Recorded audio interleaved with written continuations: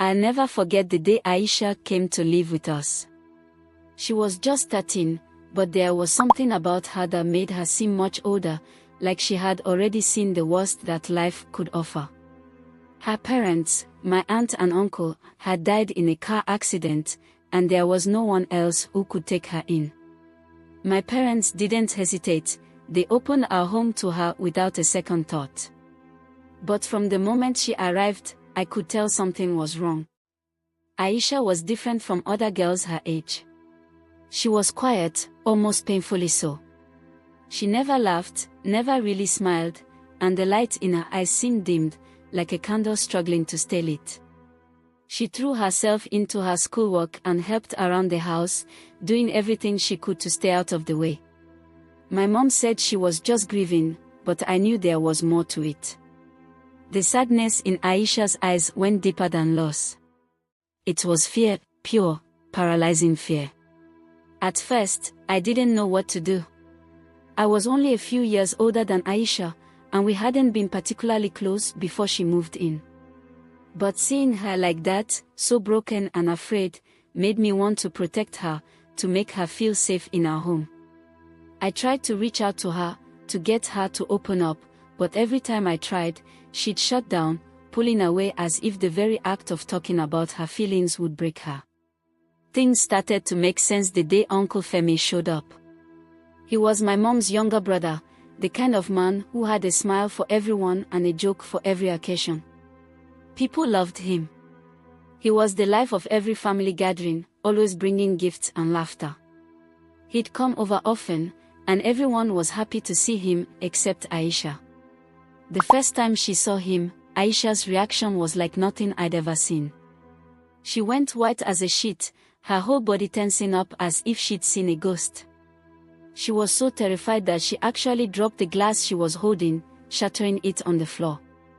My mom scolded her for being clumsy, but I knew it wasn't just an accident. Something about Uncle Femi had scared her, really scared her. As time went on, Uncle Femi's visits became more frequent. He said he wanted to help Aisha adjust to her new life, to make her feel more at home. My parents were grateful, they thought it was kind of him to take such an interest in her. But every time he came over, Aisha would find some excuse to disappear, to avoid being alone with him. I noticed it, but I didn't understand. I didn't see the signs, the way her hands would shake when she heard his voice, or the way she'd flinch if he tried to touch her. One night, after everyone else had gone to bed, I heard something strange coming from Aisha's room. It was late, past midnight, and the house was quiet, too quiet. At first, I thought I was imagining it, but then I heard it again, the sound of someone crying. I got out of bed and tiptoed down the hall to her room. The door was closed, but the sound of her sobs was unmistakable. I knocked softly, but she didn't answer. When I pushed the door open, I found Aisha curled up on the floor, her knees drawn to her chest, tears streaming down her face. She looked so small, so fragile, that my heart ached for her. I had never seen her cry before, never seen her show any emotion at all, really, and the sight of her like that was almost too much to bear. I sat down beside her, wrapping my arms around her, and she leaned into me, her sobs shaking her whole body.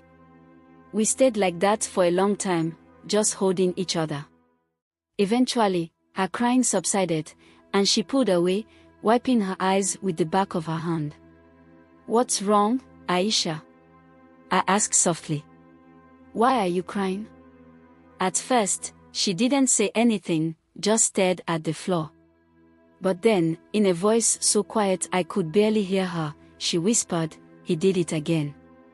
I felt a cold knot form in my stomach. "Who? What did he do?" "Uncle Femi," she said, her voice trembling. He comes into my room at night. He's been doing it for years, ever since I was little.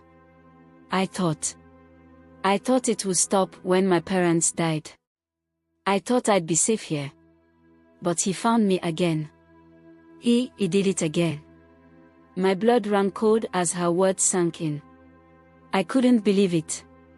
I didn't want to believe it. How could this be true?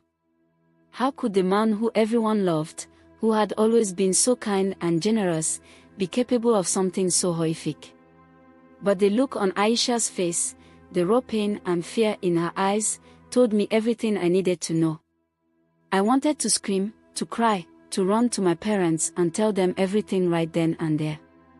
But Aisha stopped me. "No," she said, grabbing my arm.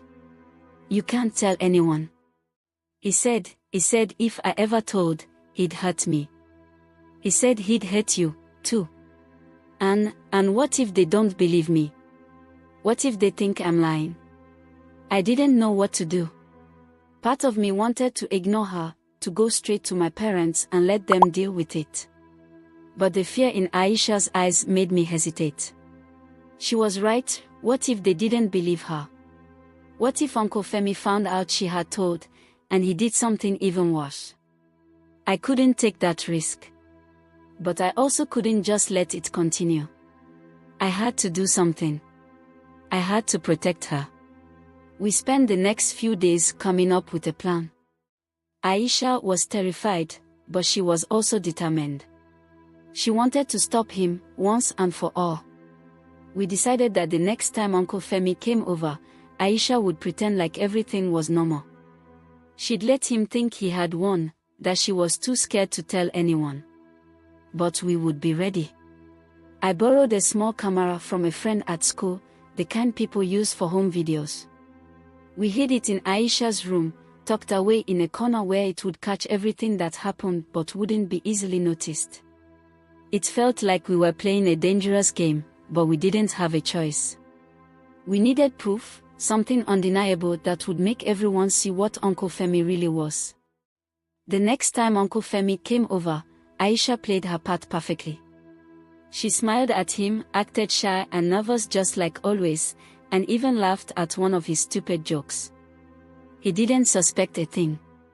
That night, after everyone else had gone to bed, Aisha waited in her room, the camera recording. I stayed awake, my heart pounding in my chest, waiting for the sound of his footsteps. It felt like hours, but eventually, I heard him moving down the hallway. I wanted to run to her, to stop him before he could do anything, but I forced myself to stay put. We needed this. We needed to catch him in the act. The next morning, we didn't say a word to each other. We just waited. When Uncle Femi finally left, I ran to Aisha's room, and we watched the footage together. It was sickening, horrifying, but it was exactly what we needed. We took the recording to my parents that afternoon. They were shocked, devastated, but more than anything, they were furious. My dad was ready to go straight to Uncle Femi's house and confront him, but Aisha convinced him to wait. We needed to go to the police first, to make sure he couldn't talk his way out of it. The police were on our side. They watched the footage, took Aisha's statement, and arrested Uncle Femi that very day. The news spread quickly, too quickly. By the time he was led out of his house in handcuffs, half the neighborhood had gathered to watch. People were stunned. They couldn't believe it. The man they had known and loved for years, the man who had been a part of our family, was a monster. But the worst was yet to come. At the trial, more victims came forward. Girls from other families, girls who had kept their pain hidden for years, finally found the courage to speak out. The things they described, I still have nightmares about them. Uncle Femi had been doing this for decades, preying on young girls, using his charm and reputation to hide his true nature. But now, everyone knew. And he couldn't hide anymore. The evidence was overwhelming. The judge didn't hesitate to sentence him to life in prison. It was the only justice we could get, but it didn't feel like enough. Nothing could erase the years of pain and suffering he had caused. But for Aisha, it was a start. She had faced her worst nightmare, stood up to the man who had stolen her childhood, and helped bring him to justice. It didn't make everything better, nothing could, but it gave her a sense of closure, a chance to start healing. Aisha didn't stop there. She went on to finish school, then university, and became a lawyer. She dedicated her life to helping others who had been through what she had, fighting for justice and giving a voice to those who had none.